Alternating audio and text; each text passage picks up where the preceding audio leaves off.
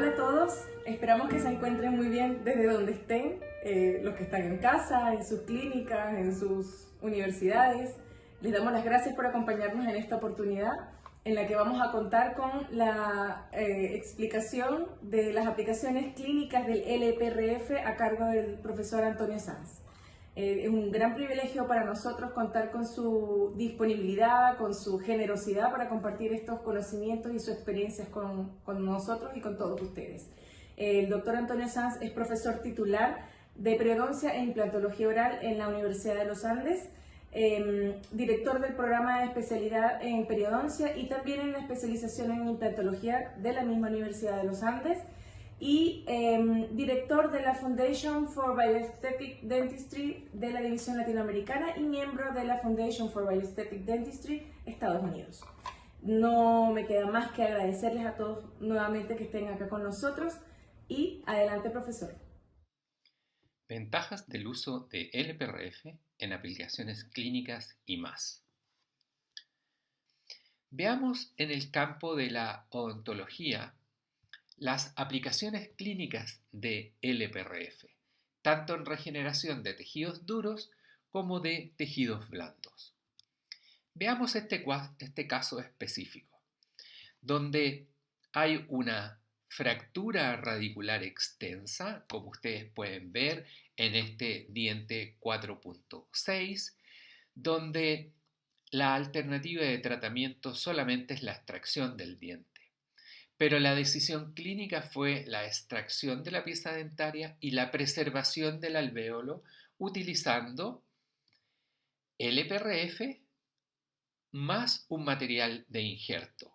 Como ustedes pueden ver, envolvemos el material de injerto en estas membranas de LPRF y lo introducimos dentro del alvéolo remanente. Luego fijamos en la parte superior nuestras membranas y nuestro material de injerto con un par de puntos de sutura con el objeto de estabilizar e impedir que alguno de estos elementos salga hacia afuera. Pero noten que no hay ninguna intención de cerrar el alvéolo. No hemos hecho un desplazamiento del colgajo para lograr cierre. Solamente hemos utilizado nuestro material de injerto envuelto en fibrina rica en plaquetas en forma de membrana y en la superficie membranas de LPRF. Esto es 4 meses después la reparación que hemos obtenido del tejido blando, donde evidentemente podemos observar algo de remodelado de la tabla ósea vestibular. Sin embargo, cuando hacemos el abordaje quirúrgico para la instalación del implante, observamos que hay un tejido óseo regenerado ad integrum que favorece la instalación de nuestro implante. Y cuando hacemos la preparación del lecho quirúrgico, notamos una consistencia del tejido óseo equivalente a un hueso tipo 3 de perfecta estabilidad para nuestro implante, muy sangrante, con una regeneración completa del alvéolo. Instalamos nuestro implante en forma óptima y aquí podemos ver una evolución desde el momento de la extracción, 4 meses después el aspecto radiográfico del sitio donde realizamos la extracción y luego la instalación de nuestro implante y 9 meses posterior, cuando hemos ya realizado la corona sobre él, vemos cómo el nivel del tejido óseo se sigue manteniendo en una forma muy estable a través del tiempo. Y en el aspecto clínico, al momento de la conexión y la realización final de nuestro aparato, de nuestra prótesis, vemos cómo hay una regeneración completa del tejido blando también.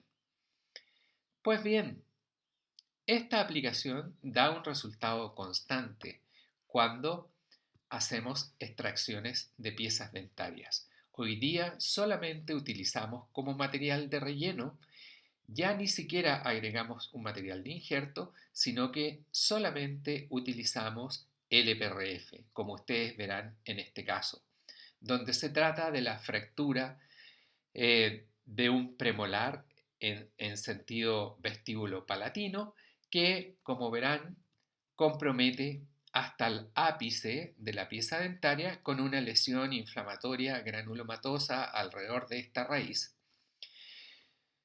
Y el alvéolo remanente, que ha perdido por las características de la fractura la totalidad de la tabla ósea vestibular. Procedemos a limpiar prolijamente el alvéolo para eliminar todos los restos de tejido inflamatorio y ustedes pueden ver cómo la presión de la cureta denota la falta de tabla vestibular y lo podemos comprobar en esta imagen del escáner donde vemos que hay carencia absoluta de tabla vestibular frente a este premolar, junto con la extensa lesión a nivel apical. Obtenemos la sangre de nuestro paciente y preparamos LPRF en forma de coágulos. Luego hicimos un par de membranas para introducir dentro del alvéolo. Y como ustedes ven, vamos introduciendo gradualmente los coágulos primero de LPRF y en la parte superior instalamos un par de membranas de LPRF para sellar el alvéolo. Aspiramos parte del exudado del LPRF e inyectamos periféricamente en la zona de la tabla vestibular que está perdida para acelerar la reparación del tejido. Y terminamos nuestra cirugía con un par de suturas para contener las membranas del LPRF. 4 meses post-op vamos a reingresar al sitio y ustedes pueden ver cómo la sonda periodontal intenta penetrar este tejido, el cual se encuentra muy duro y resistente. Y desde el punto de vista radiográfico, comparativamente con la imagen inicial, vemos cómo se ha restituido completamente la pared vestibular. Y cuando hacemos nuestro abordaje quirúrgico, observamos cómo el tejido óseo ha sido completamente regenerado, lo cual nos permite entonces preparar nuestro lecho quirúrgico, el cual comienza con la utilización de una trefina de 2 milímetros para sacar un core de tejido óseo para su posterior análisis histológico. Y aquí vemos entonces cómo estamos tomando con una trefina este core de tejido y las características histológicas que veremos enseguida. Si podemos observar con detención, vemos la neoformación de tejido óseo con una disposición de osteocitos, un tejido óseo de características de hueso lamellar y en la periferia de cada trabécula ósea la presencia de osteoblastos, lo cual indica un proceso regenerativo del hueso ad integrum. Y esto nos permite luego instalar correctamente nuestro implante, hacer una temporalización inmediata de él y luego de la temporalización de nuestro implante ir a la corona definitiva, en este caso con la aplicación de un pilar de stock y la confección de nuestra corona final.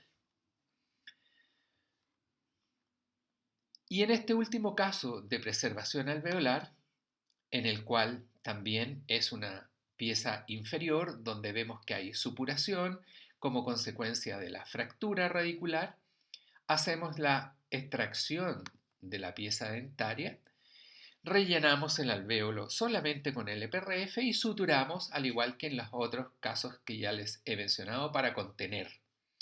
Luego vemos una semana post extracción como todavía nuestras membranas y el LPRF están perfectamente trabajando en el sitio. A las 2 semanas vemos como esto ya está mucho más cerrado y a los 4 meses tenemos una condición de restitución completa del tejido blando. Cuando vemos la imagen radiográfica, observamos que se ha conservado la altura del hueso prácticamente en su totalidad. Y cuando hacemos nuestro acceso quirúrgico a los 4 meses y miramos comparativamente con el momento de la extracción dentaria, vemos cómo se ha reformado una cantidad muy importante de tejido óseo al interior de ese alvéolo, pero lo que es más notable es la característica de ese tejido óseo, que es un tejido que ofrece una adecuada resistencia a la penetración de nuestro fresado. Es un tejido óseo muy estable, muy irrigado, compatible, como ya mencionaba, con un tejido óseo de características de una clase 3. Luego de instalado nuestro implante, adicionamos tejido blando, adicionamos membranas de LPRF alrededor del implante para mejorar la calidad del tejido blando. Y aquí podemos ver entonces cómo 4 meses después tenemos un tejido blando rodeando a nuestro implante que nos va a permitir una estabilidad de este tejido y asegura el pronóstico en el largo plazo de nuestra reconstitución protésica. El efecto benéfico del LPRF en alvéolos post-extracción se explica por la liberación lenta, por más de 7 días, de los factores de crecimiento y las citoquinas propias de LPRF que están almacenadas en esta malla de fibrina. Y cuando decíamos más, la utilización de esta forma de preparación de concentrados plaquetarios nos ha permitido utilizar ciertos fragmentos de la sangre en distintas aplicaciones a partir de la utilización de sangre completa. Y es el caso de este otro producto que podemos obtener a partir del centrifugado en esta centrífuga Intraspin de BioHorizons, que es el adhesivo de fibrina autóloga. El adhesivo de fibrina autóloga es en el fondo fibrinógeno obtenido a partir del centrifugado de la sangre autóloga. Se prepara con la sangre completa, centrifugando a 2700 RPM por 3 minutos, pero en tubos de tapa blanca. Tubos de tapa blanca que no contienen sílice. Por lo tanto, no activan la coagulación dentro del tubo, como sí sucede en la preparación de LPRF. Aquí obtenemos solamente lo que vemos en la parte superior del tubo, que es el adhesivo de fibrina autógena. Vale decir, es básicamente fibrinógeno. Con este fibrinógeno podemos utilizarlo asociado a un material de injerto para producir un material de tejido a injertar que es adhesivo. Vale decir que tiene una cierta consistencia pegajosa que permite ser aplicado en distintos defectos, como veremos luego. Este adhesivo de fibrina autógena más el material de injerto es lo que llamamos sticky bone o hueso pegajoso o LPRF block. Este sticky bone o LPRF block es un injerto óseo biológicamente solidificado, el cual está entrampado en esta malla de fibrina. Y podemos utilizarlo en distintas aplicaciones clínicas, como la que vemos en este caso, donde las ventajas de utilizarlo en la forma de sticky bone es que es moldeable, adaptándolo al defecto, previene el micro y macro movimiento del injerto, evita el colapso de él por presión del colgajo, y la malla de fibrina atrapa plaquetas y leucocitos que se van a ir liberando gradualmente con sus factores de crecimiento. Por último, hay una sólida interconexión de la fibrina que evita la penetración del tejido blando al interior del injerto. Y recomendamos la utilización de LPRF en forma de membranas sobre esta forma de aplicación del injerto llamada Sticky Bone o LPRF Block.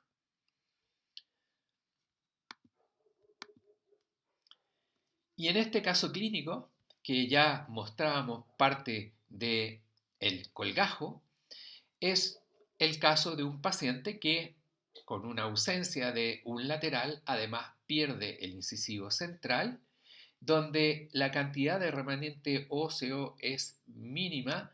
Como vemos en la imagen radiográfica, no hay pared vestibular, está colapsado el maxilar a nivel del diente 7, hay un colapso y la pérdida del incisivo central al mismo tiempo. Preparamos nuestro sticky bone utilizando la fibrina autógena más LPRF más injerto halógeno y obtenemos este block. Y este block lo trasladamos hacia el sitio en cuestión, moldeándolo de tal manera de cubrir completamente la zona en cuestión y luego agregamos en la superficie, en este caso, un sustituto óseo de origen bovino y luego cubrimos con membranas de LPRF la superficie, de tal manera de lograr una estimulación del proceso reparativo y luego cerramos la herida. Y así vemos a los 3 meses de evolución en una imagen radiográfica una gran masa de nuevo tejido formado que cuando miramos en la imagen del corte podemos observar cómo hemos aumentado sustancialmente el grosor del reborde a la altura de estas piezas dentarias perdidas en el sector anterior. Y a los 5 meses de evolución, fíjense la calidad del material injertado y las características propias de este hueso. Aquí lo vemos en una imagen comparativa inicial y una imagen a los 5 meses donde tenemos un tejido óseo de unas características muy adecuadas para la instalación de los implantes pertinentes. Y este es el momento de la cirugía de reapertura del sitio, donde vemos la cantidad de tejido óseo neoformado.